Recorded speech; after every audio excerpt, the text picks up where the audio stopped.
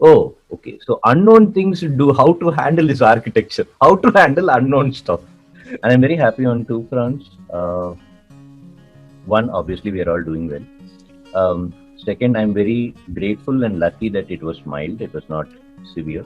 Uh, Me and my wife had some fever, but my kids had really no, they were completely asymptomatic. And with home quarantine, we were able to come out of it. I think one of the things which I would call is before infection, right? Or before, I call it breach, right? In the technical world. First is risk avoidance, which we were doing very well, right? Like from last Feb 2020, we have been extremely defensive as a family. Um, so then I was thinking after the first wave, I was under the assumption that, okay, I've kind of handled it, got over it. Okay. But then once it hit me, the king which he laid is assume, and considering what will happen, assume that the breach will happen. Okay. So you avoid risk, but always assume that it is there. So once it is there, what do? You got to prepare for it. So I so what are the things that you would probably need to prepare if you kind of ask me is mental readiness. So what I found is you got to prepare yourself mentally because considering the amount of uh, good news or bad news or fake news or real news, there's just news everywhere, and I don't know what kind of news it is. Right? Is it right, wrong? Is it good, bad? I have no idea. Okay, and a lot of it is very negative, and it is scary. And I'm not telling to shut us off, but then I'm telling it does affect you. Okay, so I'll give one simple example is that when I got infected, one of my well wishers he called me and said, my brother-in-law got also infected. The corporation came and sealed the front door and went.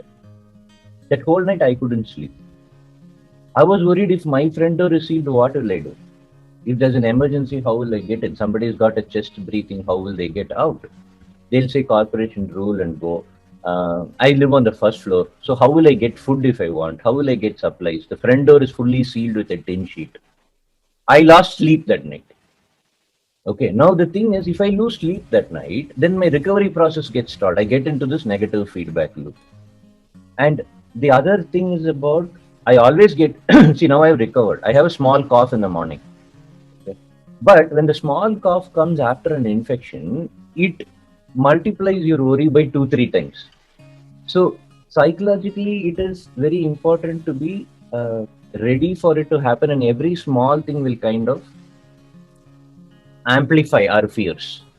So we got to be ready. So I think one of the things is I would say around 30% of the um, impact. This is my opinion. Okay, there's no scientific facts or data behind this, but it is just that 30% of how severe a COVID infection becomes for a person comes from their mental thing of how they can. In short, it will be something like, this is a fever. I have the resources within my body and outside to grind through it. It's not the end of the world. I'm not looking at apocalypse. Is what we have to keep repeating to ourselves. Yes, it is a tough thing. I will deal with it and I will get out of it. This is something we have to keep telling ourselves even before it has happened. Because when it happens, you will be already not be ready for it. So that's what I call as mental preparedness, and also do it for your family. So one of my friend, they got infected. He had a tough time keeping the kids are like teens, right? And they were panicking. So every day they'll get up and say, no, what will happen to us? What will happen to us? I'm not getting smell. When will that thing come back? Will I go to the hospital? They are under constant tension.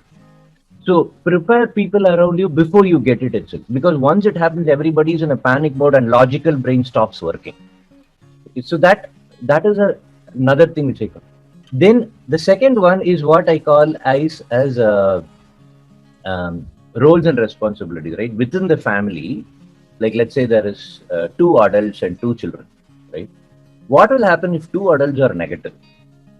Then what is going to happen? How is the family going to run, right? So the two adults will go into quarantine. What will happen to the kids? Who will take care of the kids, right? If the kids are very small, if they are teenagers, pre-teens, the handling becomes very different, right? At least pre-teens and or teens and above, you can do something. But if they are lower than that, who's going to take care? Now, it's a tricky thing, right?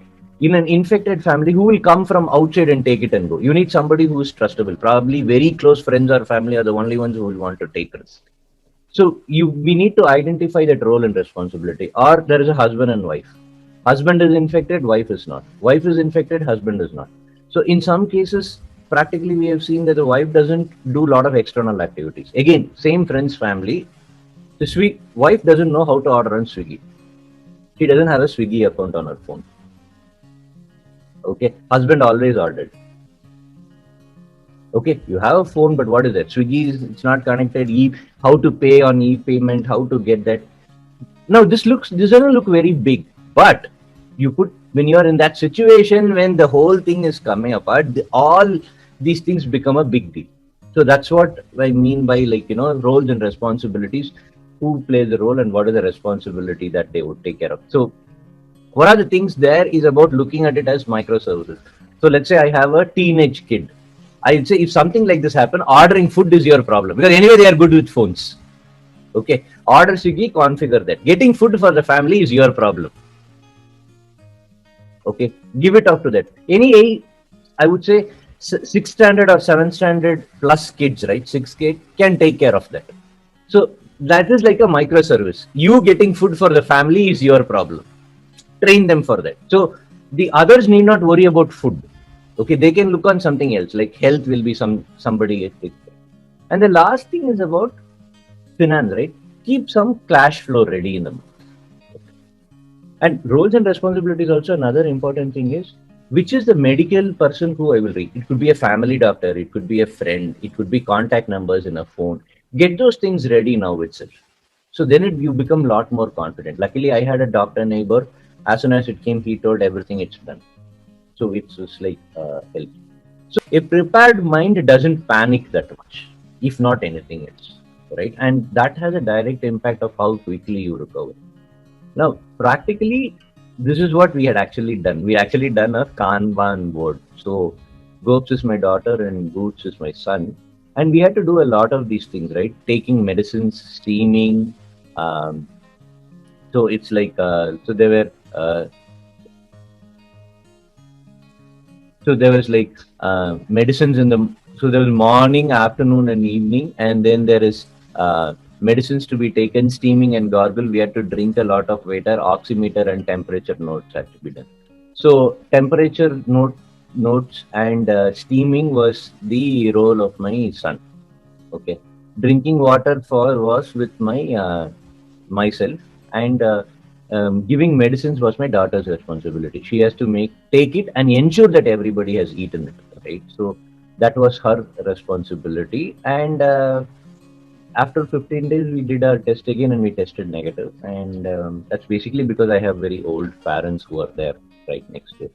Now, what happened because of this is, all of us were there, but then for both me and my wife, the stress was significantly less because we didn't have to worry about. I think the thing is when you're under this infection, you get worried, right? Did everybody have their medicine? Did that gargling happen? That will add to your tension. So when you do this microservices thing, right, you have kind of given away that responsibility. So my daughter microservice will take care of giving medicines. So I just have to do an audit at the end of a day or once in 2 days. So it's not that she got it perfectly. She was missing it.